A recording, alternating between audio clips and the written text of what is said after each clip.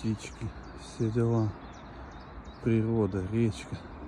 Единственное, велосипеды там внизу не пристегнуты, чтобы не украли. Фух. Хотя там много полиции что-то сегодня ходит.